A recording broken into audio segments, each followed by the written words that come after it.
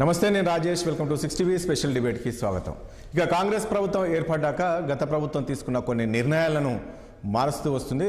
ఇక తాజాగా చూసుకుంటే ఏదైతే గత కొద్ది రోజులుగా రంగారెడ్డి జిల్లా ముచ్చర్లలో ఏదైతే ఫార్మా సిటీ ఏదైతే ఉందో ఫార్మా సిటీకి సంబంధించి గత ప్రభుత్వం అక్కడ శంకుస్థాపన చేసింది. అక్కడ భూసేకరణ కూడా చేశారు. దాదాపు 20,000 ఎకరాల భూసేకరణ కావాల్సి ఉంటే దాదాపు 12,000 ఎకరాలు భూసేకరణ గత ప్రభుత్వం చేసింది. తర్వాత రైతులు కూడా ఎవరు ఇవ్వలేదు అక్కడ భూమి. సో కాంగ్రెస్ నేతలు హామీ ఇచ్చారు, కాంగ్రెస్ ప్రభుత్వం ఏర్పడితే అక్కడ ఫార్మసిటీ అనేది ఉండదు, అక్కడ నుంచి ఎత్తేస్తామని చెప్పినట్లుగా ఈరోజు కాంగ్రెస్ పార్టీ అధికారంలోకి రావడం, వెంటనే ముఖ్యమంత్రి గారు దీనికి సంబంధించి కూడా చెప్పడం, అక్కడ ఫార్మా కంపెనీ ఉండదు, అక్కడ నుంచి ఎత్తేస్తున్నాము, తరలిస్తున్నామని. సో ఇక్కడ పాయింట్ ఏంటంటే తరలిస్తున్నారు. మరి ఇప్పటికే ప్రభుత్వం అక్కడ భూసేకరణ చేసింది, కొంతమందికి నష్టపరిహారం కట్టించింది. మరి అది ఏం చేస్తారనేది చూడాల్సి ఉంటుంది. మరి తిరిగి ఆ భూమి ఆ రైతులకు ఇస్తారా? సో ఇలా అంశాలన్నీ కూడా ఆలోచించాల్సిన అవసరం ఉంటుంది. మరి దానికి సంబంధించి ఎలాంటి నిర్ణయం తీసుకుంటారో చూడాలి. ఇక మెట్రోకి సంబంధించి మనం చూసాం. మెట్రో విషయానికి వస్తే గత ప్రభుత్వం కేటీఆర్ రాయదుర్గం నుంచి శంషాబాద్ వరకు మెట్రో చేస్తూ ఉన్నాము అని చెప్పేసి అక్కడ శంకుస్థాపన చేశారు. కానీ ఇప్పుడు ఈ ప్రభుత్వం అక్కడ మెట్రో అక్కర్లేదు, ఎందుకంటే రాయదుర్గం నుంచి శంషాబాద్ వరకు అంటే అక్కడ 25 కిలోమీటర్లు అవుతుంది. దాంతోపాటు అటు ఔటర్ రింగ్ రోడ్ ఉంది కాబట్టి అటు అవసరం లేదు. సో ఓల్డ్ సిటీ నుంచి పాత బస్సు నుంచి మెట్రో తీసుకుందామని చెప్పేసి అక్కడ కూడా అలాట్మెంట్ చేంజ్ చేశారు. దాంతోపాటు ధరణి పోర్టల్, దీనికి సంబంధించి గత కొద్ది రోజులుగా కూడా గతంలో కాంగ్రెస్ పార్టీ ఆందోళన వ్యక్తం చేసింది. ఈ ధరణి పోర్టల్ వల్ల చాలామంది భూ నిరస్తులతో వల్ల నష్టపోయారు, భూమి ఉండే వాళ్ళంతా నష్టపోయారు, దాన్ని కూడా మారుస్తామని చెప్పారు. దానికి సంబంధించి కూడా రివ్యూ నడిచింది. దీనికి సంబంధించి కొన్ని చేర్పులు మార్పులు చేయబోతున్నామని చెప్పారు. ఇలా చేస్తూ పోతుంటారా? ఎలాంటి నిర్ణయాలు తీసుకోబోతుంటారు? కాళేశ్వరంకి సంబంధించి కూడా కొన్ని నిర్ణయాలు తీసుకోవాలని చెప్పేసి ముఖ్యమంత్రి గారు చెప్తున్నారు. సో ఏం జరగబోతుంది? ముఖ్యంగా ఈ 3 అంశాలు ఏదైతే చెప్పానో 3 అంశాలకు సంబంధించి మనం చర్చిద్దాం. ప్రభుత్వం ఎలాంటి నిర్ణయం తీసుకునే అవకాశం ఉంటుంది అనే దానిపైన. సో మనతో చర్చలో పాల్గొంటున్నారు అనలిస్టు సాదిక్ అలీ గారు ఉన్నారు, అదేవిధంగా బీఆర్ఎస్ పార్టీ నుంచి రజితారెడ్డి గారు ఉన్నారు, ఇక కాంగ్రెస్ పార్టీ నుంచి రియాజ్ గారు ఉన్నారు, మరికాసపేటలో బీజేపీ నుంచి డాక్టర్ నరేష్ గారు కూడా చర్చలో పాల్గొనబోతున్నారు. ముందుగా సాదిక్ అలీ గారు, మీరు చెప్పండి. ఇంతమంది చెప్పినట్లు ఈరోజు ఫార్మాకు సంబంధించి ఫార్మా కంపెనీకి సంబంధించి గత ప్రభుత్వం తీసుకున్న నిర్ణయాన్ని ఈరోజు వీళ్ళు వ్యతిరేకించారు. అక్కడ నుంచి ఆ ఫార్మాని ఎత్తేస్తున్నామని చెప్పేసి, ఫార్మా కంపెనీ ఎత్తేస్తున్నామని చెప్పారు. ఎత్తేసినా కూడా ఎక్కడో ఒక దగ్గర అయితే ఆ కంపెనీ ఏర్పాటు చేయాల్సిన అవసరం ఉంటుంది. మరి అక్కడ పొల్యూషన్ ఉండదా? ఇప్పుడు ఈ భూమి ఇచ్చిన వాళ్ళకు తిరిగి భూమి ఇస్తారా? దీన్ని ఈరోజు ఈ ప్రభుత్వం తీసుకున్న నిర్ణయాన్ని మీరు స్వాగతిస్తున్నారా? ఇప్పుడు ఏదైనా కూడా భూమికి సంబంధించినటువంటి ల్యాండ్ అక్విజిషన్ అంటారు, భూమి నుండి నిరుపేదలైనటువంటి రైతుల నుండి తీసుకోవడం జరుగుతుంది. అయితే ఇక్కడ చాలా ముఖ్యమైన విషయం ఏంటంటే, అది అత్యంత ప్రాధాన్యత కలిగిన అంశం అయితేనే ప్రజా ప్రయోజనానికి సంబంధించి తప్పని పరిస్థితుల్లో భూమిని మనము అక్వైర్ చేయాలి. ఇక్కడ ఫార్మసిటీ ఏంటి? ఫార్మాసిటీ అనేది ఒక ప్రైవేట్ సంస్థకు సంబంధించిన ఒక స్పెషల్ జోన్. ఈ ఫార్మాసిటీలో అందరూ కూడా అక్కడ పెట్టుకోవచ్చు. వాళ్ళకి సంబంధించి ప్రభుత్వము కొంత సబ్సిడీల రూపంలో లేదా కొంత రాయితీల రూపంలో అక్కడ ఇస్తుంది. కానీ దానికి రైతుల నుంచి గుంజుకొని ఇవ్వడం అనేది చాలా పొరపాటు. ఆ పొరపాటును గత ప్రభుత్వం చేసి, ఇప్పుడు ఒక రోడ్డు వెళ్తుందండి మా ఇంటి ముందు నుండి ఒక రోడ్డు వెళ్తున్నప్పుడు రోడ్డు వెడల్పు కార్యక్రమంలో నా ఇల్లు పోతే పర్వాలేదు, అది తప్పని పరిస్థితి. కానీ ఫార్మాసిటీని మనం ఎక్కడ పెట్టవచ్చు అంటే ఎక్కడైనా, ఏ అడవిలో అంటే అడవి మీన్స్ ఎక్కడైనా చాలా దూరంలో, సిటీకి చాలా దూరంలో ఎక్కడైతే ప్రజానికం లేదో అక్కడ పెట్టవచ్చు. నేను ఇక్కడే పెడతాను, నువ్వు తప్పనిసరిగా భూమి ఇవ్వాలని భూమి గుంజుకోవడం వల్ల అక్కడ ఒక సమస్య ఏర్పడింది.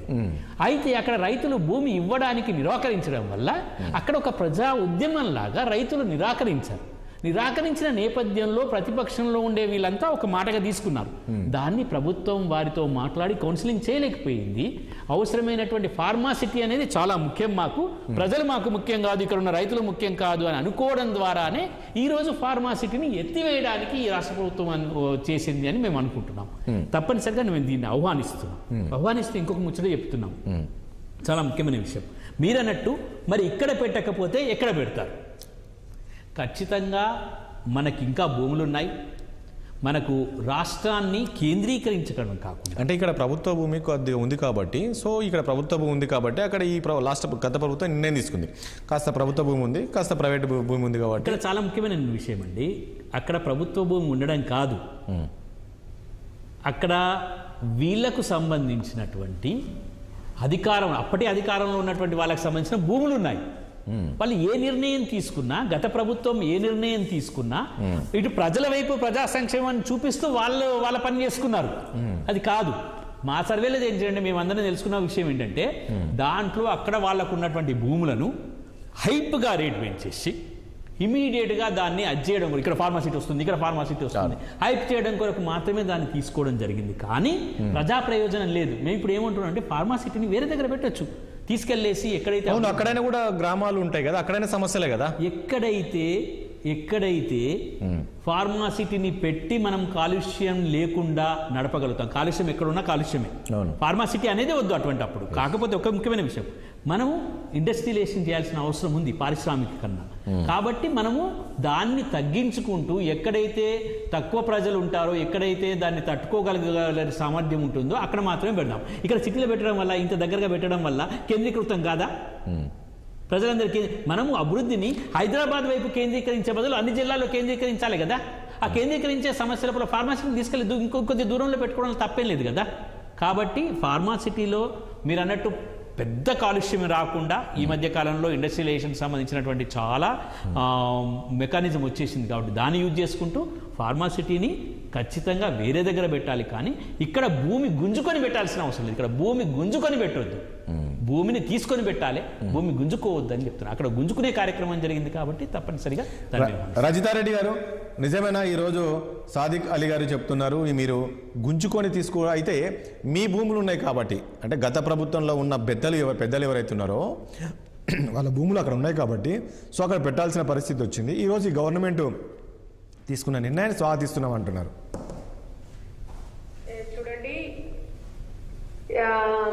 ఎవరైనా చూడండి, గవర్నమెంట్ వచ్చినప్పుడు కొన్ని మార్పులు చేర్పులు సహజంగా చేస్తుంటారు. ప్రజా ప్రయోజనార్థం చేసినప్పటికీ కూడా అది వాళ్ళ ఏమంటారు వాళ్ళ స్వప్రయోజనాలకు కూడా మార్చే అవకాశాలు ఉంటాయి. ఇప్పుడు సార్ చెప్పినట్టుగా ఇక్కడ ఉంటారు ప్రజలు, వాళ్ళు మార్చే ప్లేస్ లో కూడా ప్రజలు ఉంటారు. ప్రజలు లేని ప్లేస్ లోకి మార్చట్లేదు కదా మళ్ళీ కూడా. సో ఎక్కడ చేసినా ఒకటే అండి. కాబట్టి వాళ్ళు చేసింది మేము ఒప్పుకోమన్నట్టుగా ఇది చర్యకు ప్రతీకార చర్యలాగా చేస్తున్నారు తప్పితే ఇలా మార్చి ఇంకేదో సాధిస్తాం, అంతకంటే గొప్పగా చేస్తాం అనేది మాత్రం నేను నమ్మట్లేదండి. ఇంకోటి ధరణి అనేది కూడా అదొక అత్యంత అత్యంత గొప్ప భూ సంస్కరణ చేసినటువంటిదండి అది. మరి దాన్ని కూడా వాళ్ళు మారుస్తామన్నారు. ఇవాళ మన ముఖ్యమంత్రి గారు, తెలంగాణ తొలి ముఖ్యమంత్రి కేసీఆర్ గారు అహోరాత్రులు కష్టపడి అనేక మేధోమథనం చేసి ఎంతో మంది నిపుణుల అభిప్రాయాలను సంప్రదించి వాళ్ళ అభిప్రాయాన్ని క్రోడీకరించి ఒక అద్భుతమైన పరిష్కారం తీసుకొస్తే ఇలా అది కూడా రద్దు చేస్తామంటారు. ఎందుకు? వాళ్ళు పెట్టింది మేము కంటిన్యూ చేయం, మేము కొత్తది పెట్టాలి, ఏం లేదు, అంతా ఒకటే. కాకపోతే వాళ్ళు మేము ఇంకేదో గొప్పగా చేస్తామని ఊహించుకోవడం తప్పితే ఇంతకంటే అద్భుతంగా ఇంకెవ్వరూ చేయలేరు. ధరణి అనేది కూడా చాలా అద్భుతమైన ఫలితాలను ఇచ్చింది. మనం చూస్తున్నాం గత కొద్ది కాలంగా ఎక్కడ ఎటువంటి భూ తగాదాలున్నా భూ సమస్యలు లేకుండా కాపాడగలిగింది.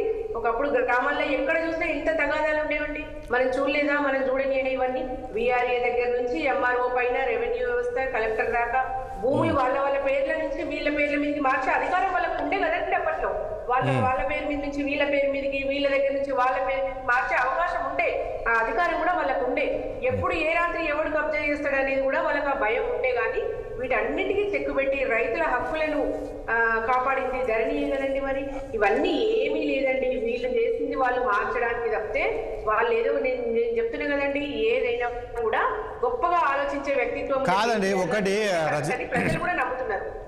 రజిత గారు ప్రయోజనాల దృష్ట్యా అన్ని రకాలుగా వాళ్ళు చూసిన తర్వాతనే కదండి ఏదైనా డిసిషన్ తీసుకునేది. ఇలా మార్చాల్సి వస్తుందంటే అది వాళ్ళ ప్రయోజనాల కోసం అని అనుకుంటున్నాను. ఈరోజు ఫార్మా కంపెనీ అనేది ఇంతకుముందు అన్నట్లు పొల్యూషన్ ఉంటుంది. అది సో ఎక్కడో ప్రభుత్వ భూమి, ఎక్కడో ఒక మారుమూల ప్రాంతం, లేక అడవి, కొంచెం ప్రజలకు దూరంగా, గ్రామాలకు దూరంగా ఆ కంపెనీ పెట్టాలి. ఈరోజు హైదరాబాదులే ఆ ఏరియాలో ల్యాండ్ రేట్స్ కూడా చాలా ఉంటాయి. మీకు తెలుసు, 1 ఎకరా కోట్ల రూపాయల ల్యాండ్స్ ఉంటాయి. ఆ ప్రాంతంలో పెట్టాల్సిన అవసరం ఏముంది అనేది కదా. అంటే ఆ విషయం ముఖ్యమంత్రి గారికి తెలియదా? అన్ని విషయాల్లో గతంలో ఉన్న ముఖ్యమంత్రికి అన్ని విషయాలు అవగాహన ఉంటుంది ముఖ్యమంత్రికి అన్నప్పుడు దీనిపైన ఎందుకు ఈ తప్పుడు అడుగులు వేయాల్సిన పరిస్థితి వచ్చింది? ఈరోజు ప్రజలు కూడా చాలా వరకు తిరస్కరించారు. ఈరోజు మనం చూస్తున్నాం అక్కడ ప్రజలు ఇది ఏదైతే ఎత్తేసారని చెప్పారో, ఇక్కడ నుంచి ఉండదు అని చెప్పినప్పుడు అక్కడ చాలా మంది రైతులు చాలా సంతోషం వ్యక్తం చేస్తున్నారు, ఆనందం వ్యక్తం చేస్తున్నారు, మా కష్టాలు తీరాయని. ఆ రోజుల్లో కోట్ల రూపాయల ఆ భూమి మేము ఏదో పొలం పని ఏమంటారు వ్యవసాయం చేసుకునే భూమిని ఈరోజు ఆ రోజు ప్రభుత్వం లాక్కుంది మమ్మల్ని వాళ్ళ ప్రయోజనాల కోసం. ఈ రకమైన కామెంట్ చేశారు కదా అని. ఇది ప్రభుత్వానికి, మీ గత ప్రభుత్వానికి ఒక మచ్చనే కదా ఇది.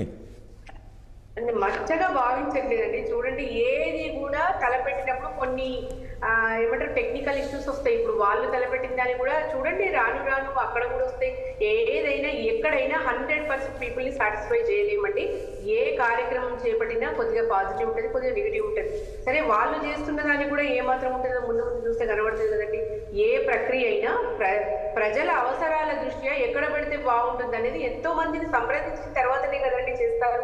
ఇప్పుడు అక్కడేదో వాళ్ళకు ఉన్నాయి, అక్కడ చేస్తేనే మేము బాగుపడతాం అన్నట్టు కాదు కదా. ఇది ప్రజల కోసం, ప్రజల మధ్య, ప్రజల కోసం చేయగలిగింది.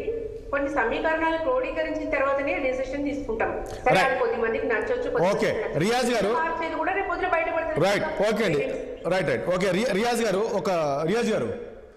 ఒక్క విషయము, రియాజ్ గారు మీరు తీసుకున్నారు సరే, ఈ ప్రభుత్వం తీసుకున్న నిర్ణయం బాగానే ఉంది. ఇప్పుడు ఒక సందేహం ఏమిటి అంటే, నా వాయిస్ వినపడుతుందా రియాజ్ గారు? యా, సందేశం ఏమంటే ఇప్పుడు గత ప్రభుత్వం 12,000 ఎకరాలు సేకరణ చేసింది. సో దానికి సంబంధించిన డబ్బులు కూడా ప్రభుత్వం ఇచ్చేసింది. కొంతమంది కోర్టుకు వెళ్ళారు. ఇప్పుడు మీరు ఏం చేస్తారు? ఆ డబ్బులు ఇచ్చారు, ఆ భూమిని ఉందో ఏదైతే ఆ భూమిని మళ్ళీ తిరిగి రైతులకు ఇస్తారా? నెక్స్ట్ ఈ ఫార్మా కంపెనీ ఎక్కడ పెట్టబోతున్నారు? ఏం చేయబోతుంది ప్రభుత్వం? రాజేష్ గారు, చర్చలోకి వెళ్లే ముందు మనకు మొట్టమొదటిసారిగా డెవలప్మెంట్ మోడల్ మీద మనకంటూ ఒక కాన్సెప్ట్ ఉండాలి. అంటే అభివృద్ధి నమూనా అంటాం.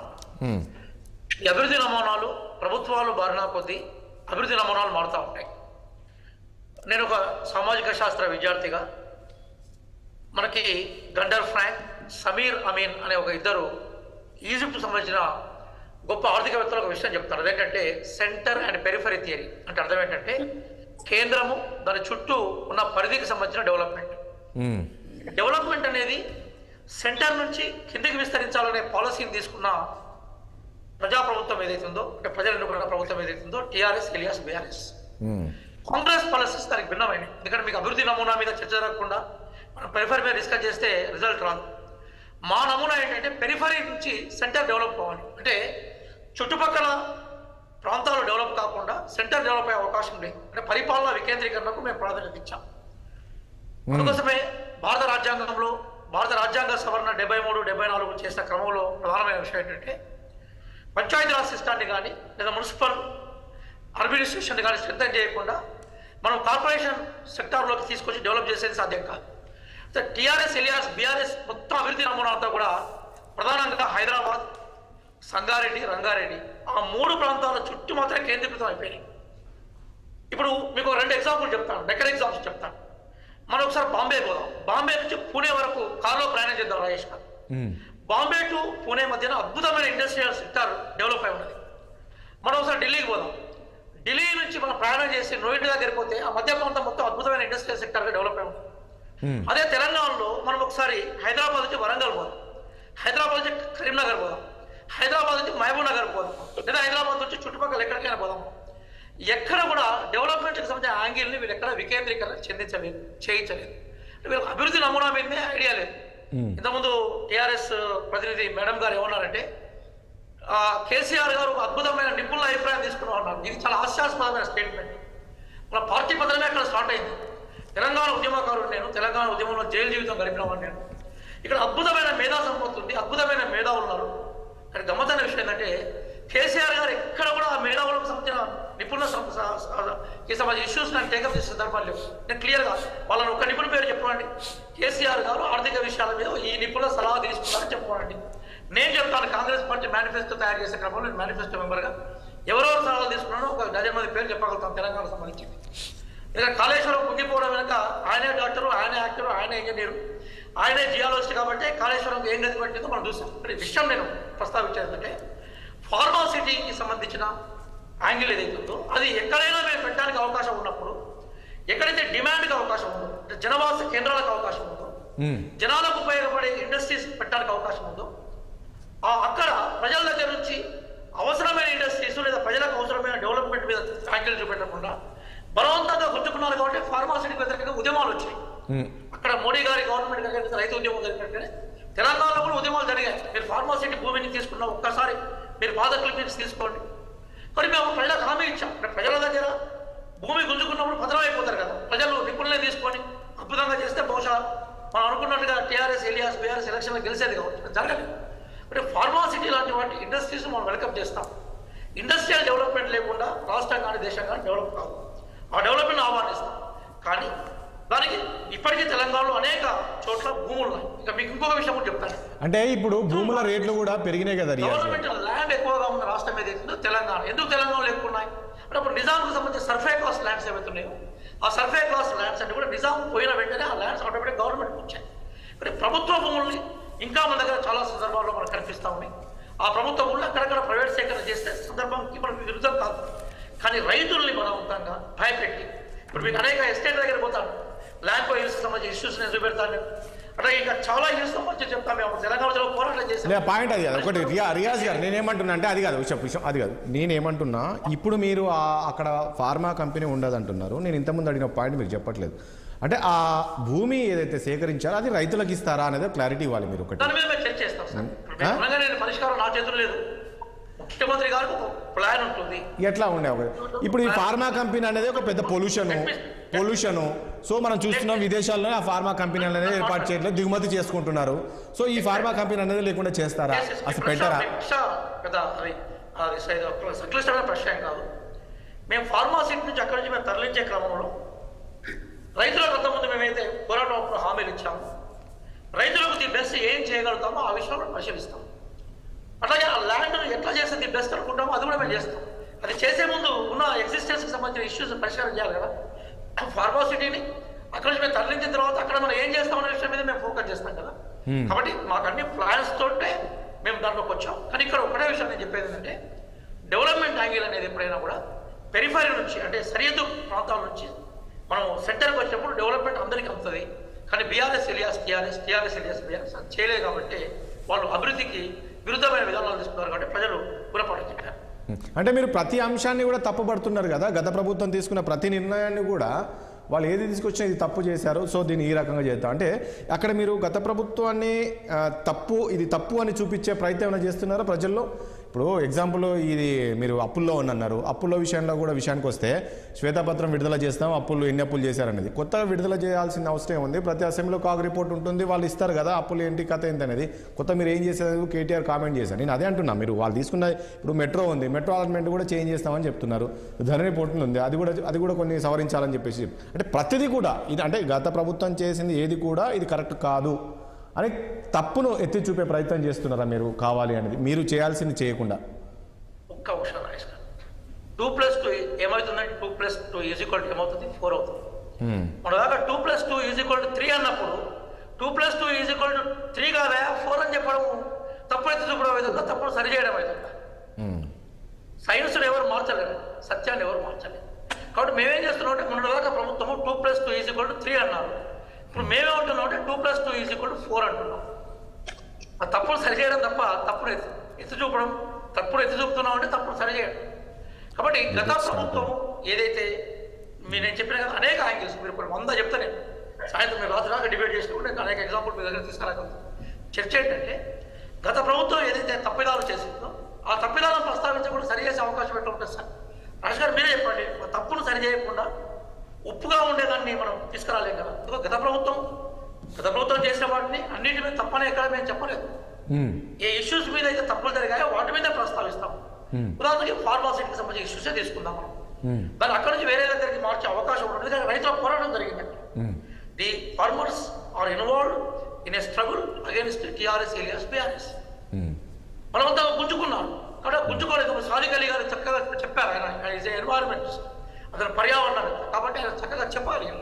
కాబట్టి మేము ఏమంటున్నాం అంటే గతంలో జరిగిన తప్పును తప్పంటున్నాం. ఆ తప్పని చెప్పినప్పుడు ఒప్పులు చూపెట్టాలి కదా, ఒప్పులు చూపెట్టే ప్రయత్నం చేస్తున్నాం. దయచేసి మీరు అట్లా అర్థం చేసుకోవాల్సిందే కోరుతున్నాను. ఎస్, మీరేం చెప్తారండి సాదిక్ అలీ గారు? ఇప్పుడు నేను ఇంతకుముందు మెట్రో విషయానికి వస్తే కూడా మెట్రో అలాట్మెంట్ కూడా చేంజ్ చేస్తున్నాము. రాయదుర్గం నుంచి శంషాబాద్ అనుకున్నాము, కానీ ఇప్పుడు శంషాబాద్ కాదు, ఓల్డ్ సిటీ నుంచి తీసుకెళ్దాం. ఇప్పుడు ఎంఐఎం బీఆర్ఎస్ రెండు కలిసి ఆ పాత బస్సులో ఆ మెట్రోని అభివృద్ధి చేయకుండా చేశారు అనే విధంగా ఈరోజు కామెంట్ చేశారు. నిజంగా పరిస్థితి ఉందా? నిజంగానే అటు సైడ్ మెట్రో ఆగిపోయిందా? ఇక్కడ ఒక చాలా ముఖ్యమైన విషయాన్ని మనం ఆలోచన చేయాలి. ఓల్డ్ సిటీ అనేది ఒక చారిత్రక ప్రదేశం. ఈ చారిత్రక ప్రదేశంలో ఏ కమ్యూనిటీ వాళ్ళు ఉన్నా కూడా దాన్ని మనం డెవలప్ చేసుకోవాల్సిన అవసరం ఉంది. అయితే నేను ఒక ముఖ్యమైన నిర్ణయాన్ని చెప్తాను. ఇప్పుడు ఏంటంటే ఏ ప్రభుత్వమైనా ఏదైనా ఒక నిర్ణయం చేసేటప్పుడు గాంధీజీ గారు ఒక మాట చెప్పారు, నీకు మొత్తం దేశంలోనే ఒక దరిద్రుడిని గుర్తు చేసుకో, గుర్తు చేసుకొని వానికి ఏం పనికి వస్తుందో ఆ పని చెయ్యి. నేను రాయదుర్గం నుంచి శంషాబాద్ వరకు పోవలసిన రైలు ఎక్కడ ఏమాత్రం ఎవరికి యూజ్ అవుతుంది? This is the best point before us. ఎవరి కొరకు దాన్ని మనం నిర్మించబోతున్నాము, ఏ ప్రజల కొరకు దాని కొరకు మనం ఆలోచన చేస్తున్నాము. ఓల్డ్ సిటీకి వద్దాం, మెట్రో రైల్కి. నిజంగా చూసినట్లయితే ఓల్డ్ సిటీలో అనేక కారణాల వల్ల అభివృద్ధి జరగలేదు. అనేక కారణాలు ఉన్నాయి. ఆ అభివృద్ధిని ఏదో మనం ఓల్డ్ సిటీలో మనం చేసుకుంటే దాన్ని తీసుకొచ్చి ఇక్కడి నుంచి మనం చేస్తే అక్కడ అనేక కారణాలు అంటే అక్కడ బీఆర్ఎస్ ఎంఐఎం కారణమా, లేక అక్కడ ప్రజలు దాన్ని అభివృద్ధి చేయలేదా? ఎట్లా చూడాలి దాన్ని? ఓల్డ్ సిటీని ఓల్డ్ సిటీగానే ఉంచింది. Old city is old city. When it will become new city? అంటే అక్కడి పాలకులు ఎవరైనా కూడా ఏం చేశారంటే, చాలా ముఖ్యమైన విషయం అండి, ఏదైనా ఒక ప్రాంతాన్ని పూర్తిగా అభివృద్ధి చేస్తే నాకేముంటుంది అనుకుంటున్నాను. అంటే ఇక నేను పూర్తిగా అభివృద్ధి చేస్తే నా ప్రయారిటీ ఉండదు, నేను ఇంకొద్దిగా మిగిలిస్తే ఉంటుంది అనుకున్నారు. అనుకుంటారు. ఇది అంత ఘోరంగా ఓల్డ్ సిటీ అంతే. మీరు గతంలో మొత్తం చూసినట్లయితే, మీరు ఓల్డ్ సిటీ గురించి ఒక్కసారి దాని అభివృద్ధి గురించి చూసినట్లయితే చాలా ఘోరమైన విషయాలు అన్నీ ఉంటాయి. అల్లు నోట్ల శని ఉంటుంది అన్నట్టు. కాబట్టి దాన్ని అభివృద్ధి చేసుకోవాల్సిన అవసరంలో మనం ఖచ్చితంగా మెట్రో రైల్ని ఇక్కడ ఆహ్వానిస్తాం. ఇక రెండో విషయం ఉంది కదా, ఏది రాయదుర్గం నుంచి షామీర్పేట కాటు పోయేది ఉంది కదా. ఇప్పటికి మీరు అన్నట్టు శంషాబాద్ పోవడానికి మీరు అన్నట్టు రింగ్ రోడ్స్ ఉన్నాయి. అవును, చాలా ఉన్నాయి. ఉన్న చోట అక్కడ నుంచి అయితే 25 కిలోమీటర్లు అవుతుంది. Let us these people will enjoy this. Old city people can enjoy metro rail. What is there? Why not they enjoy it? They are not having any right in the development. అందుకోసమని నేను ఇక్కడ చాలా ముఖ్యమైన విషయం ఏంటంటే, old సిటీలో అన్ని communities వాళ్ళు ఉన్నారు, కాకపోతే ఒక మెజారిటీ కమ్యూనిటీ ఉంటుంది. కాబట్టి మనకు ఇంకా రేపు ఏమవుతుంది, పర్యాటక ప్రదేశంగా కూడా అవుతుంది. మెట్రోలో కూర్చొని మనం చార్మినార్ పోతాం, ఎగ్జాక్ట్లీ రైట్, ఏదో ఎక్కడికి పోతుంటాం. కాబట్టి ఆ చారిత్రక ప్రదేశాన్ని మనం కాపాడుకుంటూ చారిత్రక ప్రదేశాలకు విఘాతం కలగకుండా మెట్రో రైలు మనం ఖచ్చితంగా డెవలప్ చేసుకోవాలి. అంటే అక్కడ కొన్ని అంటే ఆ మెట్రో మీరు అప్పుడు వాళ్ళు గత ప్రభుత్వం ఏం కారణం చెప్పిందంటే చారిత్రక ప్రదేశాలని పోతాయి, అది చారిత్రక ప్రదేశాలు అది నిజం. అది కాకుండా చేసుకోవాలి. అది కాకుండా చేసుకోవడానికి మన ఇంజనీర్లు ఉన్నారు, దే విల్ బిల్డ్ ఇట్. ఇప్పుడు సపోజ్ నేను చెప్తాను, బేగంపేటలో ఏది మనకు కంట్రీ క్లబ్ వాళ్ళు వచ్చారు. అవును, చూస్తే మీరు అక్కడ అలైన్మెంట్స్ మీకు అర్థమైపోతుంది అక్కడ. అట్లా మనం అలైన్మెంట్ చేసుకుందాం, మార్గాలు ఉంటాయి. కానీ ఆ మెట్రో రైలు నుండి నేను చార్మినార్ని ఎందుకు వీక్షించొద్దు? నేను అసెంబ్లీని చూసినప్పుడు, నేను నాంపల్లి స్టేషన్ చూసినప్పుడు చూద్దాం, వీళ్ళకి కూడా ఒక అవకాశాన్ని ఇద్దాం. ఖచ్చితంగా మెట్రో రైలు ఇక్కడ కావాల్సింది. ఇది 5.5 కిలోమీటర్లే కదా. అవును, ఇప్పుడు ఆయన చెప్పిన దాంట్లో కూడా 5.5 కిలోమీటర్స్, ఓన్లీ 5.5 కిలోమీటర్స్. అది చూడండి, అది ఎంత పెద్ద మెట్రో రైలు చూడండి. కాబట్టి సమానత్వం, అభివృద్ధి అనేది సమాన అవకాశాలతో సమానత్వంగా ఉండాలి. ఇక్కడ ఏం జరిగిందంటే, పాలకులే ఇక్కడ అభివృద్ధి అవసరం లేదు అంటే ఎంత దుర్మార్గం అండి. కాబట్టి ఖచ్చితంగా మెట్రో సిటీ మనకు ఓల్డ్ సిటీలో చారిత్రక ప్రదేశాలని చెరపకుండా చేసుకున్నాం. సో ఈరోజు కాంగ్రెస్ పార్టీ తీసుకున్న నిర్ణయం సరైన నిర్ణయం ఖచ్చితంగా. రజితారెడ్డి గారు చెప్పండి, ఏం చెప్తారు? చూడండి, ఎవరికి వాళ్ళు సరైందని చెప్పుకోవడం కాదండి. ఇక్కడ ఇప్పుడు అనేక ఒక చట్టం, ఒక సంస్కరణ తీసుకొచ్చినప్పుడు అందరికీ నచ్చాలని లేదని. చూడండి, ఒక గవర్నమెంట్ నడుపుతున్న వాళ్ళకు ఒకటి కరెక్ట్ అనిపించవచ్చు, నిన్న కాక మొన్న వచ్చిన వాళ్ళకి ఇంకోటి కరెక్ట్ అనిపించచ్చు. ఇప్పుడు సపోజ్ బస్సు ఫ్రీ అన్నారు, అందరికీ నచ్చొచ్చు. ఇప్పుడు ఆటో వాళ్ళ పొట్టగొట్టేట్ అయిపోయింది కదండి. ఆటో నడిపే వాళ్ళ చూడండి, ఒకటి అనుకున్నప్పుడు ఇంకొకటి నష్టం జరగచ్చు, లేదంటే మెజారిటీ పీపుల్ ఒకటి నచ్చొచ్చు, ఇంకొంతమంది. చూడండి, ఏదేమైనా అంటే ఒకటి రజితారెడ్డి గారు ఏది చేసినా ఎవరైనా ఆహ్వానిస్తారు. బట్ వీళ్ళు చేసింది క్వైట్ ఆపోజిట్ చేస్తాము, వాళ్ళు చేసిన అన్ని రాంగ్, మేము చేసింది కరెక్ట్, ఇప్పుడు మేము అన్ని మార్చుకుంటా వస్తాము అని అంటే ఇదేమో అంటారు చూడండి, ఏదో సామెత ఉంటుందండి. అట్లా కాకుండా ప్రజలకు ఉపయోగపడేది ఏదైనా కొత్తగా చేసి చూపించండి. ఉండే మార్చుడు కాదు, కట్టిన కులగొట్టుడు కాదండి. కొత్త కట్టడాలను చూడండి, కొత్త పథకాలను తీసుకురండి. ప్రజలకు ఏదైనా ఉపయోగపడే పని చేసి చూపించాలనేది నా అభిప్రాయమే కాదు, ప్రజల అభిప్రాయం కూడా అదే అండి. అంటే వారం రోజులలో చెప్పండి. అది కాదు రజిత గారి విషయం ఏంటంటే అక్కడ తప్పుపట్టడం అంటే ఇప్పుడు మీరు తీసుకున్న నిర్ణయాలు ఏది కూడా మీ పార్టీకి చెందిన వాళ్ళ ప్రయోజనాలకు అనుగుణంగానే తీసుకున్నారు అని. ఈరోజు రాయదుర్గం నుంచి శంషాబాద్కు అక్కడ మెట్రో మీరు ఏదైతే శంకుస్థాపన చేశారో ఆ ఏ అలైన్మెంట్ అది నడుస్తుందో ఆ చుట్టుపక్కలనే మీ పార్టీకి చెందిన నేతల ల్యాండ్స్ ఉండడము, సో మరొకరు ఉండడం, సో మీ అభివృద్ధి అంటే అక్కడ మెట్రో అయితే ఏంది, అక్కడ మీరు తీసుకున్న ల్యాండ్స్ అక్కడ అన్నీ కూడా రేట్లు పెరుగుతాయి, ఈ రకంగా మేము ప్రయోజనం పొందొచ్చు, ఈ రకంగా చూశారు తప్ప మీరు ప్రజల ప్రయోజనాలు చూడలేదనేది అక్కడ ఆరోపణ. సో ఎక్కడ కూడా మీరు ప్రజల దృష్టిలో తీసుకోలేదు. అట్లా ఎట్లా అంటారు, అక్కడ మా భూములు ఉన్నాయి కాబట్టి అక్కడ నుంచి చేస్తున్నారు అంటే ఎవరి స్వార్థ ప్రయోజనాల కోసం అట్లా చేస్తారండి? అవసరం లేదు కదా. ఇప్పుడు ఇంత డెవలప్మెంట్ అనేది ఎవరి స్వార్థం కోసం జరిగిందండి? తెలంగాణలో ఎక్కడ లేని డెవలప్మెంట్ 9 ఏళ్ళు అయితే 9 ఏళ్లలో 2 ఏళ్ళు కరోనాకే పోతే 7 ఏళ్లలో ఇంత డెవలప్మెంట్ ఎవరి స్వార్థం కోసం జరిగిందండి? అది ఆలోచించట్లేదా మీరు? ఇప్పుడు తెలంగాణ రాష్ట్రం ఇలా దేశంలోనే నెంబర్ 1 అయిందంటే ఎవరి స్వార్థం కోసం? ఇవన్నీ కాని పనులండి, కాని ముచ్చట్లు. వాళ్ళ ప్రయోజనం కోసం వాళ్ళు మార్చుతున్నారు. ఇప్పుడు చెప్పాలంటే వాళ్ళ భూములు ఎక్కడున్నాయో వాళ్ళ సైడ్ తిప్పుకుంటున్నారు అనేది మా ఆరోపణ.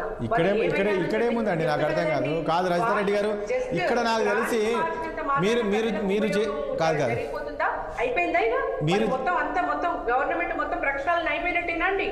ప్లానింగ్లు మార్చుడు కాదండి, పని చేసి చూపించాలండి. మీరు ఇంకా ఎక్స్ట్రా పని చేసి చూపించండి, కానీ ఉన్నాయి మార్చుకుంటామేమో ఏదో గొప్ప చేస్తున్నామంటే అది కరెక్ట్ లేదండి, అది కరెక్ట్ కాదనేది నా ఉద్దేశం. రాజేష్ గారు రెస్పెక్టెడ్ మేడం, వారి పట్ల నాకు వ్యక్తిగతంగా రెస్పెక్ట్ ఉంటుంది. కానీ ఇక్కడ విషయం ఏంటంటే ఎప్పుడైనా కూడా సత్యం ఒకటే ఉంటుందండి, సత్యాలు 2 ఉండవు. వీళ్ళకి అది నచ్చింది కాబట్టి అది కరెక్ట్ అనుకుంటున్నారు, వీళ్ళకి ఏది నచ్చింది అంతే కదండి. ఇప్పుడు వాళ్ళు చేసే పనులు చూస్తే అట్లనే ఉంటుంది. ఇంతకుముందు ఒక ఎగ్జాంపుల్ చెప్తాను కదా, 2+2 ఈక్వల్ 4 అవుతుంది తప్ప అది 3 కాదు 5 కాదు, అది సత్యం. అది సైన్స్ అంటే వినండి మేడం, మేము మాట్లాడుతున్నప్పుడు సైన్స్ లో సోషల్ సైన్స్ లో కానీ సైన్స్ లో కానీ సత్యంగానే ఉంటుంది, ఎవరు మార్చడానికి వీలు కాదు. సత్యంగానే ఉంటుంది, సత్యాన్ని అంగీకరించాలి. నెంబర్ 1.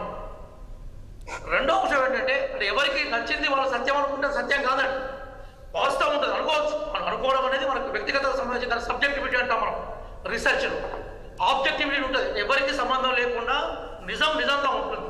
ఆ నిజాన్ని మనం అంగీకరించాలి. నెంబర్ 1. నెంబర్ 2 ఏంటంటే అభివృద్ధి అంటే ఇంతకుముందు మిత్రులు చెప్పినట్టుగా సమాన అవకాశాలు, సమానమైన జనాభాకి సమానంగా రావడం. దాన్ని మనం పొలిటికల్ రంగంలో పొలిటికల్ జస్టిస్ అంటాం, ఎకనామిక్ రంగంలో ఎకనామిక్ జస్టిస్ అంటాం, సోషల్ జస్టిస్ అంటాం. నేను మొట్టమొదటిసారిగా నా ఆబ్జెక్షన్ ఏంటంటే తెలంగాణ టీఆర్ఎస్ ఎలియాస్ బీఆర్ఎస్ ప్రభుత్వం అభివృద్ధి నమూనా అనేది సరిగా లేదు. అభివృద్ధి నమూనా కొన్ని ప్రాంతాలకు మాత్రమే పరిమితమైంది, కొన్ని కుటుంబాలకు మాత్రమే పరిమితమైంది, కొన్ని వర్గాలకు మాత్రమే పరిమితమైంది. దాన్ని మేము ఖండిస్తాము.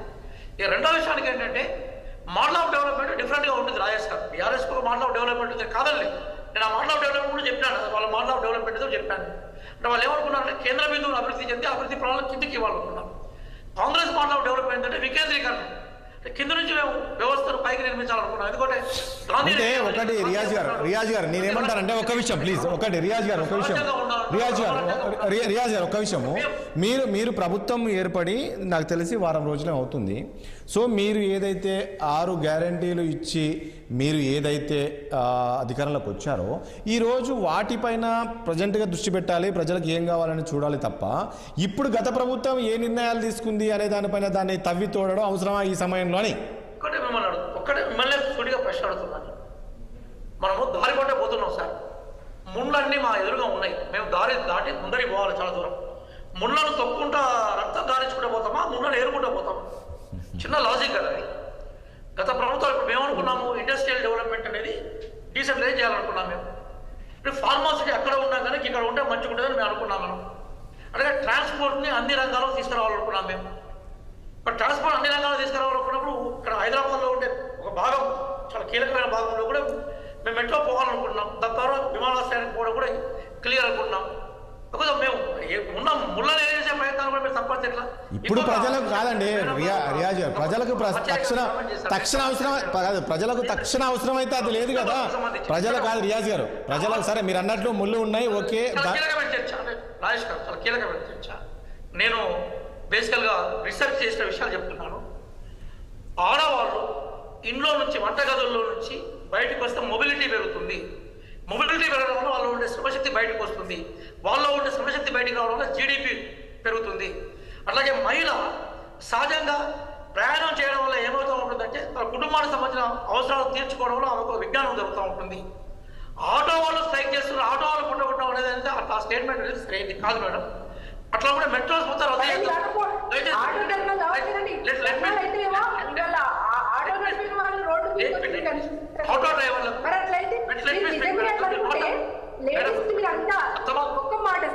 ఒక్క మాట మీరు నిజంగానే ఆడవాళ్లకు, విద్యార్థులకు, లేడీస్ కి మంచి చేయాలనుకుంటే విద్య చేయండి, వైద్యం చేయండి, ఎన్నో రంగాలు.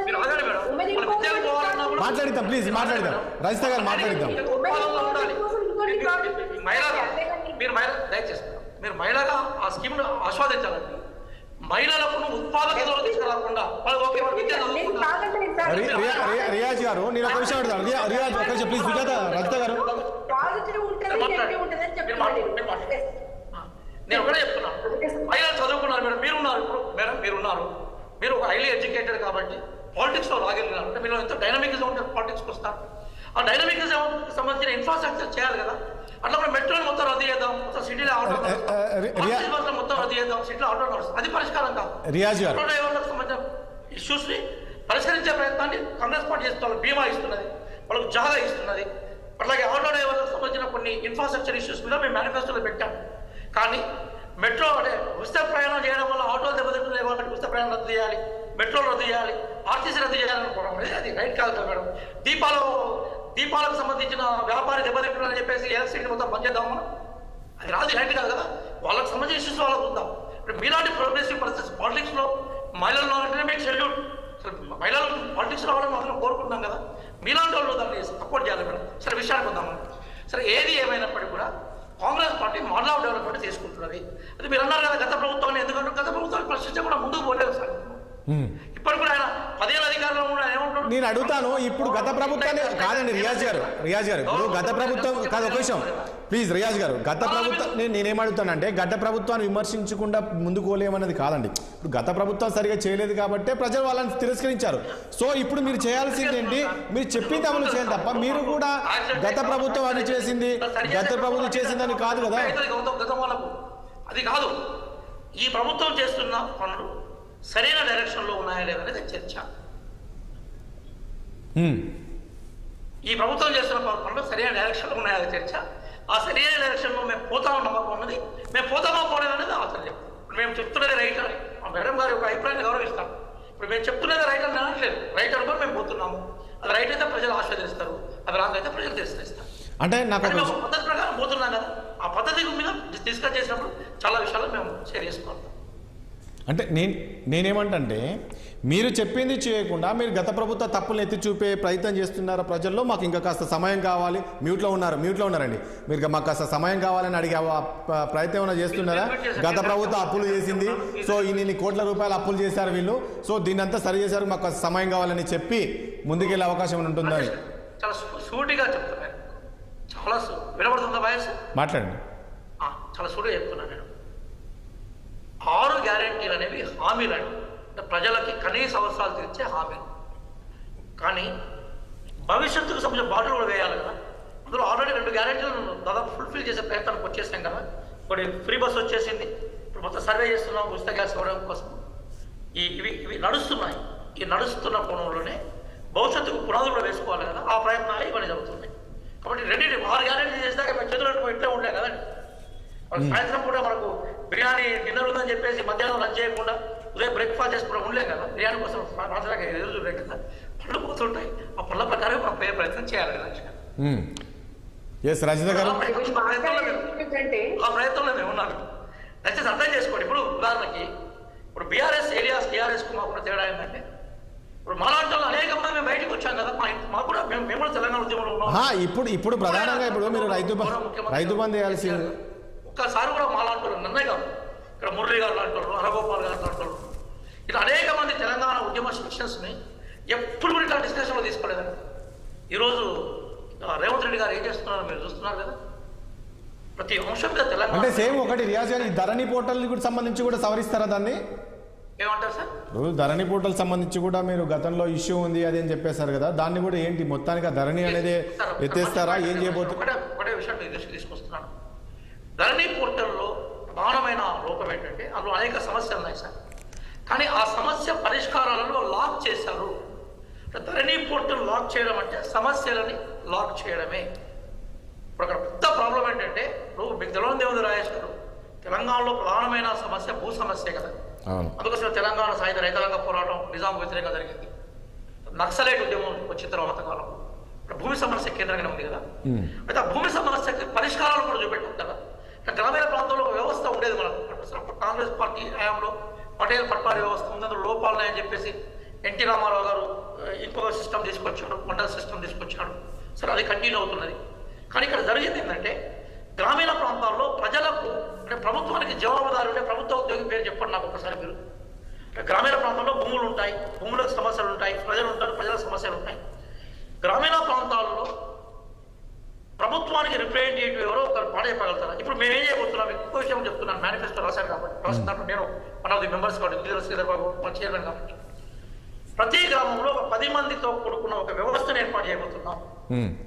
గ్రామీణ ప్రాంతాల్లో ఉండే ప్రతి సమస్య కూడా 10 సమస్యలు మేము రికగ్నైజ్ చేస్తాం. ప్రతి సమస్యకు వాళ్ళు జవాబుదారీగా ఉంటారు. ఇక్కడ ప్రధానంగా మీరు చెప్పిన ఇదేంటంటే మ్యుటేషన్స్ తొందరగా జరగాలని, బదిలీలు వెంటనే జరిగిపోవాలని, అలాగే జవాబుదారీ ఉండాలని చెప్పేసి మీరు తీసుకొచ్చారు. అది ధరణి పొట్టక లక్ష్యమే. ధరణి అంటే ఏంటి రాజేష్ గారు? అంతకుముందు పట్టాలో ఉండే సమాచారాన్ని డిజిటలైజ్ చేయడం, కంప్యూటర్ దగ్గర చేస్తారు.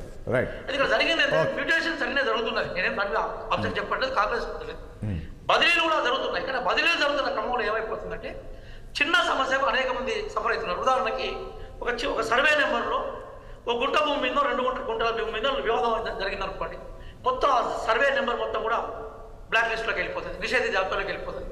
ఆ సర్వేలో సేద్యం చేసిన ఉందా సఫర్ అవుతా ఉంటాం.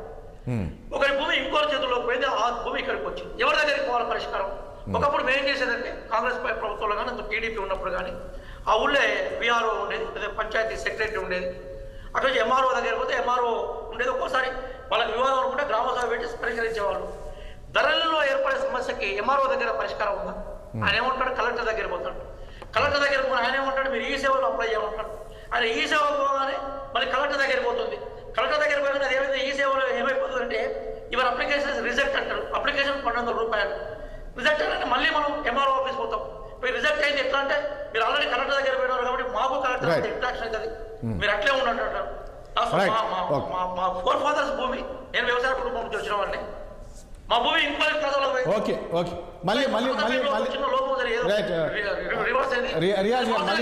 మళ్ళీ వస్తాను మీ దగ్గరికి. రియాజ్ గారు మళ్ళీ వస్తాను. రాజ్యాంగాన్ని మార్చే అవకాశం ఉన్నాయి ఈ దేశంలో. ఫ్లెక్సిబుల్ డెమోక్రసీలో మళ్ళీ వస్తాను మీ దగ్గర, మళ్ళీ వస్తాను మీ దగ్గరికి. ఒకటి సాదిక్ అలీ గారు, అంటే కేసీఆర్ ఒక నిమిషం ప్లీజ్, ఒక్క నిమిషం అండి, ఒక్క నిమిషం ఉండండి ప్లీజ్, ఒక్క నిమిషం ఉండండి ప్లీజ్. అలీ గారు ఒక్క నిమిషం, రియాజ్ గారు ఒక్క నిమిషం ప్లీజ్ దయచేసి. ఇప్పుడు కేసీఆర్ మనం అనుకుంటాం అనుభవజ్ఞుడు, ఆయనకు అన్ని శాఖలమైన కావచ్చు, అన్ని దానిపైన కూడా పూర్తి అవగాహన ఉందని చెప్పేసి మనం అనుకుంటాం కదా. అంటే కేసీఆర్కు ఇవన్నీ తెలియకుండా చేశారనుకుంటారా? ఈరోజు ఇవన్నీ తప్పులు చేశారు అనేది ఈరోజు వీళ్ళు ఎత్తి చూపే ప్రయత్నం చేస్తున్నారు కదా. ధరణి విషయానికి వస్తున్నట్లయితే ఆలోచించే క్రమంలో నాకు ఎంతైనా జ్ఞానం ఉండవచ్చు కాక, నా జ్ఞానాన్ని ప్రజలకి చేర్చే క్రమంలో ఒక టీం వర్క్ లాగా చేయాలి. అంటే అనుభవజ్ఞులైనటువంటి నిపుణులు ఆయా శాస్త్రంలో ఉన్నటువంటి వాళ్ళని ప్రజలకు చేర్చే క్రమంలో ఉండాలి. ఆ క్రమాన్ని ధరణి దాటిపోయింది. ధరణి పాలసీలో ధరణిని తీసుకునే క్రమంలో మీరు అన్నట్టు ఆ జ్ఞానం సరిపోలేదు. ఎలా సరిపోలేదంటే చాలా ముఖ్యంగానండి, ఏదైనా ఒక సద్విమర్శని మనం అందిపుచ్చుకోవాలి. ప్రభుత్వంలో ఎవరైనా ఉండనివ్వండి, అంటే మేము ఏం చేస్తున్నామంటే నిన్న ఇక్కడ లాకప్ డెత్ జరిగింది. ఇక్కడ మేము వెళ్ళాము అనాలిసిస్ చేస్తున్నాం. మేము వదిలిపెట్టాము. కాంగ్రెస్ ప్రభుత్వం కానివ్వండి, అది బీఆర్ఎస్ ప్రభుత్వం. నల్గొండ ఇక్కడ జరిగింది కదా, నల్గొండ జరిగింది. వెళ్ళాము, అక్కడ మాట్లాడేసి వచ్చాము. ఇక్కడ విషయం ఏంటంటే ధరణి విషయంలో చాలా ముఖ్యమైన విషయం అండి. కోర్టు ఎన్నిసార్లు చివాట్లు పెట్టిందంటే ఒక తెలుగులో ఒక తీర్పునిచ్చిందండి, ఒక చారిత్రాత్మక తీర్పునిచ్చింది. ఏ ప్రయోజనాలను ఆశించైతే మీరు ధరణిని తీసుకొచ్చారో ఆ ప్రయోజనం ఒక్కటి కూడా నెరవేరలేదని కోర్టు చెప్పింది. అంటే ప్రయోజనాలను ఆశించడం వేరు, అమలు పెట్టడం వేరు. మీ జ్ఞానమంతా, గత ప్రభుత్వం జ్ఞానమంతా ప్రయోజనాలను ఆశించడం వరకే ఉంది, కానీ ప్రయోజనాల్ని ప్రజలకు అందించే క్రమంలో పోలేదు. దానికి ఒక ఎగ్జాంపుల్ చెప్తానండి. ఆన్లైన్ అన్నారు, ఎక్కడ పడితే అక్కడ కూర్చొని చూసుకోవచ్చు అన్నారు. మీరు నా భూమి ఉంటుందండి, నేను మీ దగ్గర భూమి కొంటాను, భూమి ఉందో లేదో తెలియదు. మీకు తెలిసింది ఏంటంటే మీ పేరు మీద అట్లా భూమి వచ్చేసింది, రికార్డులో ఉంటుందని మీకు తెలిసిపోయింది.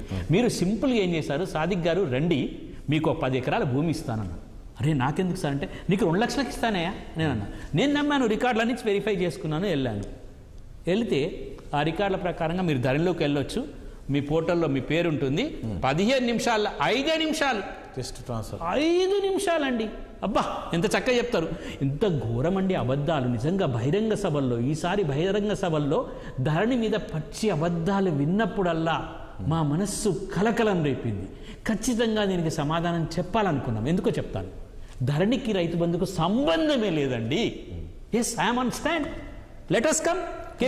చాలా సార్లు చెప్పాడు కదా, గతంలో ఎన్ని కబ్జాలు జరిగాయి, ఎన్ని చూసాము. ధరణికి రైతు బంధుకు సంబంధం లేదండి. ఈయన బహిరంగ సభలో ఏమని చెప్తాడంటే, మీకు ధరణిని తీసేస్తే రైతు బంధు పోతుందని చెప్తారండి. ఎంత ఘోరం అండి. ఒక రాజ్యానికి ఒక సీఎంగా, ఒక సీఎం స్థాయిలో ఉండే ఒక వ్యక్తి ప్రజలకు ఏ విషయాన్ని చేరవేయాలి? ధరణిలో చాలా క్లియర్గా ఏమంటుందంటే, నేను ఒక్క పారాగ్రాఫ్ లెటర్స్ జస్ట్ ఏమని చెప్తుందంటే, 18వ పేరా అందరు చదవాలి. ఇది కోర్టు చెప్తున్న విషయం అండి. ప్రతిపక్ష నాయకులు కానీ అధికార పార్టీ నాయకులు కానీ. కోర్టు మరో సమస్యను కూడా గుర్తించింది. వివరాలను సరిచేయాలని దరఖాస్తు చేసుకుంటే దరఖాస్తు నిర్దిష్ట మాడ్యూల్లో లేనందున తిరస్కరించారంటూ ఆదిలాబాద్కు చెందిన ఒక నిరక్షరాస్యులైన మహిళా రైతు కోర్టును ఆశ్రయించారు. ఇది కోర్టు అండి. This paragraph I'm reading from the తీర్పు కాపీ నుంచి. గ్రామీణ ప్రాంతానికి చెందిన ఒక నిరక్షరాస్యులైన ఒక మహిళ నిర్దిష్ట మాడ్యూల్లో దరఖాస్తు చేయగలని ప్రభుత్వం ఎలా ఆశిస్తుంది? ఈ అంశాన్ని CCLA పరిష్కరించిన పక్షంలో ఇటువంటి వారు బ్రోకర్లను, ఏజెంట్లను ఆశ్రయించాల్సి ఉంటుంది. అదే జరిగితే ROR యాక్ట్ 20 ఈ ధరణి యాక్ట్, ధరణి పోర్టల్ అసలు లక్ష్యాలే దెబ్బతింటాయి అని చెప్తా. ఈయన ఏం చెప్తాడు బహిరంగ సభల్లో? జస్ట్ ఇది కోర్టు అండి. ఇది మనము విషయాలను వదిలేద్దాము. ఎవరైనా కానివ్వండి ఏం చెప్తారు? ధరణి వల్ల రేపు దళాలు రాబోతున్నారు, ధరణి తీస్తే మీ భూములు పోతాయి, మీ భూములు వేల పేర్లు రాసుకుంటారు, మొత్తం ప్రపంచం మునిగిపోతుంది, మీరు బంగాళాఖాతంలో పడతారు. ఎవరు బంగాళాఖాతం వేసారు? వాణి బంగాళాఖాతం. What is this? ఒక స్టడీ చేద్దాం, ప్రజల్లోకి పోదాం. ఇది జరిగిన విషయం ఏంటంటే, ఒక స్టడీ చేయాలి, ఒక అధ్యయనం చేయాలి, చేసి దాన్ని మార్చుకోవాలి. నేను మారను, నేను మార్చుకోను అంటే ప్రజలు మారుస్తారండి. ఇది నేను జరిగేది. అనుభవం ఉంది, ఆలోచన ఉంది, కానీ అనుభవం సరిపోలేదు ఇంకా అంటారు మీరు. అనుభవం సరిపోవడం కాదు, అనుభవానికి తగ్గట్టు నిరంకుశత్వం, వేరే వాళ్ళ మాటలు విననటువంటి తత్వం ఈరోజు జరుగుతుంది. మనం నిపుణులు ఉన్నారు కదా, చాలా మంది నిపుణులు IAS ఆఫీసర్లు కూర్చొని ఉంటారు. నువ్వు కూర్చో, నీకేం తెలియదు, నాకే అంత తెలుసు అంటే గిట్టనే ఉంటుంది. ఇగో ఇది ధరణి. అందుకోసం ధరణిలో ఇంకా చాలా ముఖ్యమైన విషయం. ఈరోజు 9 లక్షల మంది ప్రజలు, ఈరోజు కాంగ్రెస్ వాళ్ళు కూడా కూర్చున్నారు కాబట్టి చెప్తున్నాను, ఒక చిన్న మార్పు చేయాలండి ధరణిలో. ఒక చిన్న మార్పు ఏంటంటే, సాదా బైనామాకు అందరు చేసుకోండి అని గత ప్రభుత్వం ప్రకటించింది. అందరూ సాదా బైనామా ప్రక్రియకి పెట్టుకున్నారు. 9 లక్షల దరఖాస్తులు వచ్చినాయి. 9 లక్షల దరఖాస్తులు. దాంట్లో 2 లక్షల దరఖాస్తులు టకటక చేసేసింది. చేసినాక ఒక వ్యక్తి ఏం చేసిండు, ఇట్లా చేయడం తప్పు, వీళ్ళు తప్పు చేస్తున్నారని ఒక వ్యక్తి హైకోర్టును ఆశ్రయించాడు. ఎందుకు ఆశ్రయించిందంటే, పాత చట్టం కొత్త చట్టంలో ఈ విషయం రాయలే. మన అనుభవం గది. కొత్త చట్టంలో ఈ విషయం రాయలే, పాత చట్టాన్ని రద్దు చేశారండి. చట్టం రద్దు చేయబడింది, కొత్త చట్టంలో ఈ విషయం రాలే. హైకోర్టు అడిగింది, ఏ చట్ట ప్రకారము మీరు ఈ పని చేస్తారో చెప్పండి. లేదండి ఏ చట్ట ప్రకారం చేయడానికి, జస్ట్ 7 లక్షల మంది 7 లక్షల మంది ఈ రోజు వరకు 7 లక్షల మంది ఆ చిన్న విషయాన్ని కొత్త చట్టంలోకి సాదా బైనామా ప్రక్రియను పెట్టొచ్చని చెప్పకపోవడం వల్ల ఆన్ ది రికార్డ్ ఎవరు దీనికి సమాధానం చెప్పలేదు. ఇంకో చాలా ముఖ్యమైన విషయం అండి, 2004 నుంచి 2010 నుంచి ఎప్పుడైతే ఈ భూ చట్టాలు మార్చుకుంటూ వచ్చారు, అందరికీ అప్పుడు కాంగ్రెస్ ప్రభుత్వం ఏం చేసిందంటే మీ సేవలో అందరికీ పహనీలు ఉండాలని పెట్టింది. 2011లో అందరికీ ఆన్లైన్లో పహనీలు వచ్చాయి. 2011 నుంచి 16 వరకు అందరికీ ఆన్లైన్లో పహనీస్ వచ్చాయి. అన్ని ఆన్లైన్లో అప్పుడు ఏం చేశారంటే ఈ భూమికి సంబంధించిన వివరాలన్నీ ఆన్లైన్లో ఉన్నాయి. ఉంటే LRUP అని వీళ్ళు పెట్టేసి ఏం చేశారంటే చాలా ముఖ్యంగా ఈ 2011 నుంచి 16-18 వరకు ఉన్నటువంటి భూమికి సంబంధించిన ఏ రికార్డు ఈరోజు లేకుండా గత ప్రభుత్వం చేసింది. ఏం చేసింది? మనం ఏ ఆఫీస్కైనా వెళ్దాం, రమ్మండి, ఎవరైనా రెడీ, ఈ రోజు రెడీ అండి, నేను ఏ ఆఫీస్కైనా వెళ్దాం, ఏ MRO ఆఫీస్కైనా వెళ్దాం, మనం పోయి చూద్దాం. 2010 నుంచి 2016 వరకు మీకు ఉండవు. ఏం జరిగిందంటే అవి అన్నీ పెట్టిండ్రు, జమాబందీ కాలేదు, ఆ రికార్డు లేవు. ఆ రికార్డులో నేను ఎట్లా, నా పరిస్థితి ఏంటి? అది ధ్వంసం చేశారా? ఇంకొక చాలా ముఖ్యమైన విషయం, కాస్తు కాలాన్ని, చాలా ముఖ్యమైన విషయం అండి, ధరణిలో అనుభవదార కాలం అనేది ఉండేది. అంటే భూమి ఒకరిది, అనుభవం ఒకరిది ఉండేది. కౌలుదారు చట్టంలో వస్తున్నాయని, ఇది చాలా ముఖ్యమైన విషయం అండి. గత ప్రభుత్వం ఎప్పుడు కౌలుదారులకు వ్యతిరేకమే. అవును, కౌలా అది ఎక్కడిది? కౌలుదారా వాడెక్కడోడు? కౌలా లేదే, మా దగ్గర కౌలుదారు లేరు, పట్టాలే ఉంటాయి. అది ఏంటండి? ఇదంతా జరిగింది ధరణితో జరిగింది. ఈరోజు వాస్తవంగా దీంట్లో కాస్తకాలం లేదు, ఖచ్చితంగా ప్రభుత్వం మార్చాల్సిందే. మీరు అన్నది కరెక్ట్. ఇంకోటి మీరు కౌలు అనే ఒక విషయానికి వచ్చింది కదా, వీళ్ళు ఇప్పుడున్న ప్రభుత్వము రైతులకుతో పాటు కౌలు రైతులకు కూడా మేము ఇస్తాము అంటున్నారు. ఎట్లా, ఏ రకంగా దీన్ని తీసుకుంటారు? దీనికి నేను చెప్తానండి సమాధానం. మనకు పక్కన ఉన్నటువంటి ఆంధ్రప్రదేశ్లో చట్టం చేశారు వాళ్ళు. ఓకే, ఏమన్నారంటే ఇప్పుడు నేను కౌలుదారిని కదా, నేనేం చేస్తానంటే మీ దగ్గర ఒక 10 ఎకరాల భూమి ఉంది, 10 ఎకరాల భూమిని నేను తీసుకుని వెళ్తాను, 10 ఎకరాల భూమిని నాకు కౌలుకి ఇస్తారు.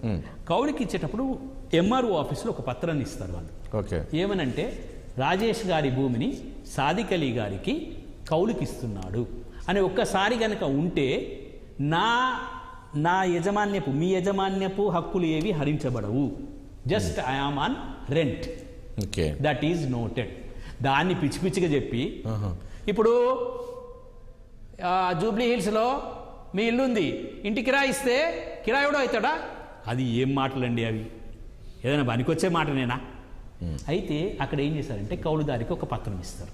నేనేం చేస్తున్నట్టు, సాధికలు ఏమో వ్యవసాయం చేస్తున్నట్టు, మీరేమో భూ యజమాని, మీకు వస్తుంది రైతు బంధు, నాకు వస్తుంది ఇప్పుడు రైతు బంధు, ఇద్దరికి వస్తుంది. ఇప్పుడు వీళ్ళు చెప్పింది ఏది, కాంగ్రెస్ వాళ్ళు ఇచ్చిన మేనిఫెస్టో ప్రకారం. నాకేమో వస్తుంది, మీకేమో భూమి ప్రకారంగా వస్తుంది. నాకు ఎరువులు, నేను భూమి చేస్తున్నా కదా సాగు, నాకు భూమికి 15,000 వచ్చింది అనుకో, మీకు ఎంత వస్తుంది ఎకరకు? మాకు ఒక 10,000 వరకు ఇస్తారు. కౌలు చేస్తున్నాం, ఓన్లీ మీకు ఎరువులకు దానికి సంబంధించి. అంటే కౌలుదారిని గుర్తిస్తారు, కౌలుదారికి రైతు బంధు ఉంటుంది, భూమి ఉన్న వారికి రైతు బంధు. ఎందుకు ఉంటుందో చెప్తాను, ఎందుకు ఇది అవసరం కూడా నాకు ఎందుకు అనిపించింది. ఎందుకంటే ఒక చిన్న విషయం చెప్తాను.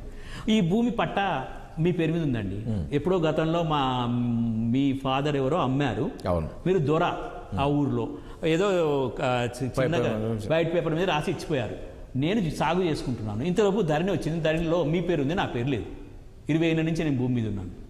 దొర అని హైదరాబాద్కు పరిగెత్తుకుంటూ వచ్చాను. దొర నా పేరు లేదు, నీ పేరు అంటే, నేను వచ్చి నీ భూమి చేసుకుంటా అనరా? నీ భూమి నేను చేసుకోను కదా, నువ్వు చేసుకో భూమి. దొర రైతు బంధు నీ పేరు మీద వస్తుంది కదా, రైతు బంధు నాది, వ్యవసాయం నీది. ఇప్పుడు కౌలు రైతు ఏమైపోయాడు, అక్కడ వాడి భూమి ఉండి కౌలు రైతుగా మార్చబడి రైతు బీమా రాకుండా, రైతు బంధు రాకుండా. వీటన్నిటి ఇంకోటి, ఒక సినిమా యాక్టర్కి 100 ఎకరాలు ఉంటుంది, ఆయన రైతు బంధు తీసుకోవచ్చా? ఒక 50 ఎకరాలు ఉంటుంది, రైతు బంధు ఇద్దామా? ఎవరి పైసలు, ఎవరి డబ్బులు? నేను సూటిగా ఈ రాజకీయ పార్టీని ప్రశ్నిస్తున్నా, ఎవరి డబ్బులు? ఇప్పుడు వీళ్ళు కూడా అదే పని చేస్తున్నట్టున్నారు, తీయాలి. మేము ఇప్పుడు సూటిగా చెప్తున్నాం, ఈ ధరణి లోపల రైతు బంధు. అదే మీకు ఒక విషయంలో ఇండస్ట్రియల్ ఫిక్కీ వాళ్ళ దాంట్లో కేటీఆర్ మాట్లాడుతున్నాడు, మేము ఈసారి తప్పకుండా ప్రభుత్వంలోకి వస్తే 5 ఎకరాలకు మాత్రమే చేస్తామని చెప్పాడు కేటీఆర్. అంటే ఖచ్చితంగా దీన్ని పరిశీలించాల్సిన అవసరం ఉంది. నేనేమంటా, ఇప్పుడు ఈ గవర్నమెంట్ మీరు సలహా చెప్పండి, అంటే ఒక కట్ ఆఫ్ ఒక 5 ఎకరాలు 10 ఎకరాలు ఉండే వాళ్ళకి ఇస్తే బెటర్ అంటారా? ఖచ్చితంగా 10 ఎకరాలకు మించి, లాస్ట్కి 10 ఎకరాలకు మించి ఇవ్వద్దండి. ఎందుకంటే ఒక సినిమా థియేటర్ ఒక సినిమా యాక్టర్లు పెద్ద పెద్ద ఇండస్ట్రియల్ రైతు బంధుతో బతుకుతున్నారండి. వాళ్ళ ఇంట్లో వాళ్ళ ఫ్యామిలీలో అమ్మ నాకు 50 ఎకరాలు 20 ఎకరాలు ఉంది. అరే ఏందండి అది? ఎవరి పైసా? ఇంకొక విషయం అండి, చాలా ముఖ్యమైన విషయం. ఇప్పుడు రేపు 6 గ్యారెంటీలు ఇస్తారు. రాహుల్ గాంధీ జేబులోకి వెళ్ళి ఇస్తాడా? ఎవరు ఇస్తున్నారు 6 గ్యారెంటీలు? ప్రభుత్వం ఇస్తుంది. ఎక్కడి నుంచి ఇస్తుంది? ప్రజల సొమ్ము నుంచి ఇస్తుంది. ఈ విషయాన్ని కూడా మనం మీడియా వాళ్ళందరం కూడా ప్రజల సొమ్ము మళ్ళీ తిరిగి ప్రజలకు చేరుతుందని చెప్పాలని కేసీఆర్ ఇవ్వడు, రాహుల్ గాంధీ ఇవ్వడు. అంతే కదా. ఈ విషయాన్ని మనం ప్రజలకు చెప్పాల్సిన అవసరం. ఈ చివరిగా రజిత గారు ఏం చెప్పదలుచుకున్నారు? చాలాసేపు నుంచి వెయిట్ చేస్తున్నట్టు. అదే అండి, నేను అదే చెప్తున్నాను మొదటి నుంచి కూడా. వీళ్ళు చేస్తే వాళ్ళు కాలడమే వాళ్ళ లక్ష్యంగా పాటు చేస్తున్నారు. ఇక ధరణి వల్ల ప్రయోజనం ఏంటంటే ఒకటి చెప్పగలనండి, ఈ ప్రపంచంలో ఎక్కడున్నా కానీ ధరణి వెబ్సైట్ ఓపెన్ చేసుకొని మన భూమి హద్దులను కానీ మన భూమి స్థితిగతులను కానీ చూసుకోవచ్చు. ఇక నువ్వు వచ్చి వేలిముద్ర వేసేదాకా కూడా నీ భూమి మ్యూటేషన్ కాదు, అంటే అది సేఫ్ జోన్ లో ఉంటది అనమాట. ఇక ధరణిలో కొద్ది లోపాలు ఉన్నాయి అంటే ఉండొచ్చు. ఒక పెద్ద భూ సంస్కరణ తీసుకొచ్చినప్పుడు దాన్ని అమలు పరుస్తున్నప్పుడు కొన్ని సాంకేతికమైన సమస్యలు డెఫినెట్ గా ఉంటాయి. కాబట్టి ప్రభుత్వం ధరణిని తీసుకొచ్చి ఎన్నో మార్పులు చేర్పులు చేపట్టిందండి. చూడండి, అది రోజు రోజుకు సరే ప్రజలకు ఎంత ఇబ్బంది కలుగుతుందో గుర్తించి దాన్ని బయటపడేయడమే కదండి ప్రభుత్వ లక్ష్యం కూడా. అట్లా ఎప్పటికప్పుడు కేసీఆర్ గారు ధరణిని సమీక్షించుకున్నారు.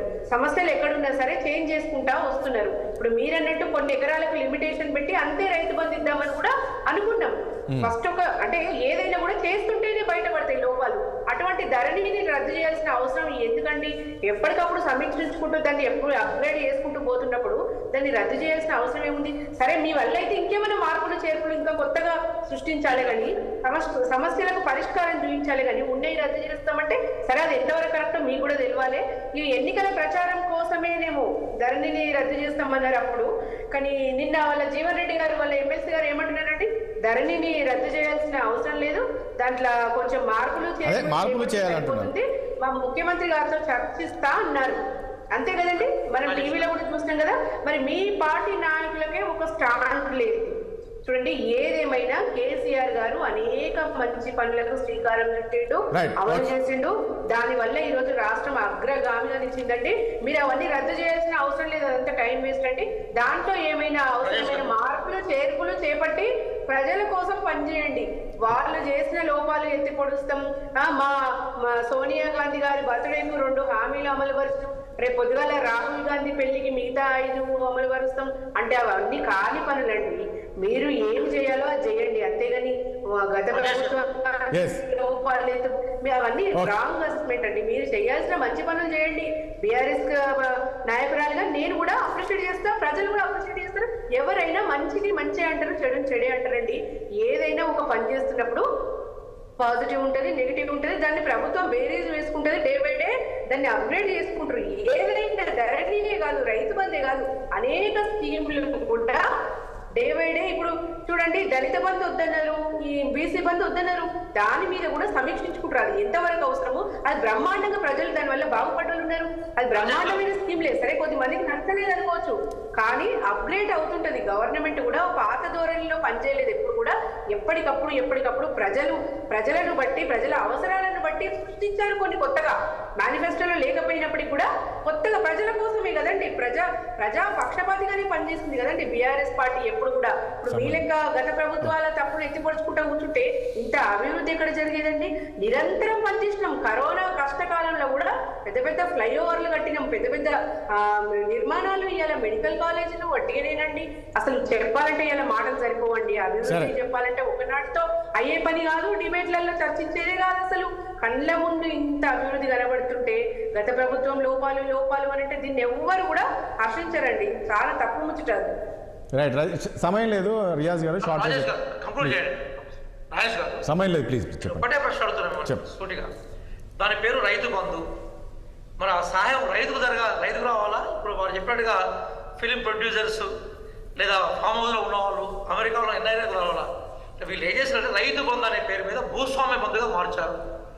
ధనవంతులను మరింత ధనవంతులు చేసే ప్రయత్నం చేస్తారు. మీరు మారుస్తారని అడుగుతున్నాం. అదే మీరు దాన్ని సవరిస్తారని ప్రజలు 2 చెప్పలు వాయించారు, అది అయిపోయింది వాళ్ళ పని. కాబట్టి గత ప్రభుత్వం చేసిన ముళ్ళను మేము ఏరకుండా కొత్త తోటలు నిర్మించలేము. ఆ ప్రయత్నంలో ఉన్నాం. ప్రజల ఆశీర్వాదం కోరుకుంటున్నాం. మేము ఇప్పుడు దాన్ని వ్యవసాయం దున్నేవాడికే భూమి ఏదైతుందో రైతుకి కూలీలకు న్యాయం చేసే ప్రయత్నంలో ఉన్నాం. కాబట్టి ఆ పాత భూస్వామ్య బంధ అనేది భవిష్యత్తులో ఉండదు. అది ఖచ్చితంగా రైతు బంధుగానే ఉంటుందనే విషయాన్ని మనం గుర్తుపెట్టుకోవాలి. కానీ ఒకటి రియాజ్ గారు, మీరు అంటున్నారు సరైన రైతులకు న్యాయం జరగాలంటే దాన్ని కట్ ఆఫ్ చేయాలంటే మీరు సరైన న్యాయము అంటే ఎంత 5 ఎకరాలు ఉండే వాళ్ళకి చేస్తారా, లేక 10 ఎకరాలు ఉండే వాళ్ళు కట్ ఆఫ్ 10 ఎకరాలు ఉండే వాళ్ళ కట్ ఆఫ్ చేస్తారా, ఎట్లా ఉంటుంది? చూద్దాం ఏం చేయకపోతే చూద్దామండి. థ్యాంక్ యూ అండి రజిత గారికి, రియాజ్ గారికి అండ్ సాదిక్ అలీ గారికి. చర్చల పనులకు ధన్యవాదాలు అండి.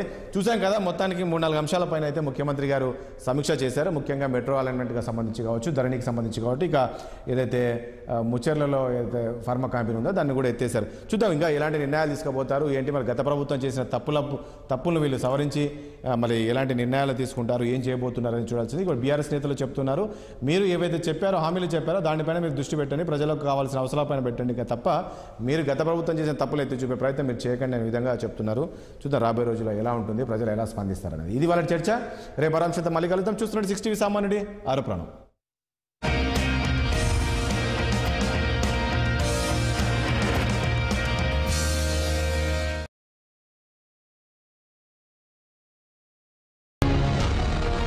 వార్తలంటే సెన్సేషనలిజం కాదు, వార్తల